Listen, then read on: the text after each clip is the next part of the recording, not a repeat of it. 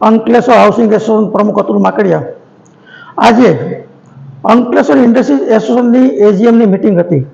તેમાં અમને હાઉસિંગ એસોસિએશનમાં આ મેસેજ આવેલો કે આપશ્રીને પધારવા માટેની નિમંત્રણ છે. અમે ત્યાં હું અને ખુશાલદાસ રાદડિયા અમારા મંત્રી ત્યાં ગયા અને થોડી વાર બેઠા તો અમને ત્યાંથી બેઇજ્જત કરીને કાઢવામાં આવ્યા.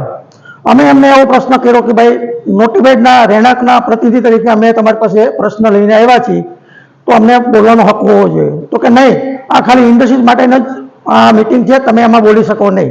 તો અમે ટેક્સ પેયર છીએ તો અમે બોલી ન શકીએ ને. તો એ જો ઇન્ડસ્ટ્રીઝ એસોસિએશનવાળા એવું કહેતા હોય કે ભાઈ આમાં રહેણાંક વિસ્તારને આવવાનું નહીં, તો રહેણાંકના વિસ્તારના ટેન્ડરો પાસ કરવાનું, રહેણાંક વિસ્તારના ગાર્ડનમાં બધે કામ કરવાના, તો એ શા માટે કરે છે? તો એને રહેણાંક છોડી દેવું જોઈએ ને. નહીં એવું કહે છે કે રહેણાંક અમારી પાસે નથી, નોટિફાઈડ પાસે છે, તો લેખિતમાં આપે ને કે અમે રહેણાંક નથી સંભાળવાના, તો અમે રહેણાંક અમારી તો ગમે તે ગવર્મેન્ટને કહીને અમે રહેણાંક સંભાળશું. તો આવી જો બેઇજ્જતી કરીને કાઢવા હોય ને આવા મેસેજ મૂકવા હોય તો આ શું સાબિત કરવા માંગે છે અમને ખબર પડતી નથી.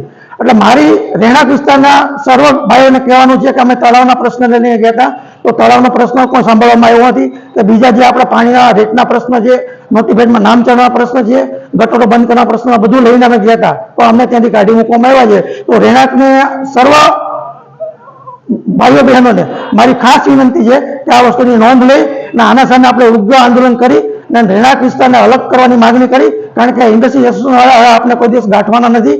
એને ખોટે ખોટો ભ્રષ્ટાચાર કરવો છે ને આપણે જાય એટલે એને ખબર છે કે આપણો ભ્રષ્ટાચાર ખુલ્લો પડે એમ છે. અમે બધા ટેન્ડરની બધી માગણી કરવાની છે, આરટીઆઈ કરીને રોડના ટેન્ડરની, ગાર્ડનના ટેન્ડરની, બધાની, ને કોને કોને ટેન્ડર આપ્યા છે ટેન્ડરોને અમે બધા મળેલા છીએ. હવે અમે જોઈ છીએ કઈ રીતે શું થાય છે. અતુલ માકડિયા, અંકલેશ્વર.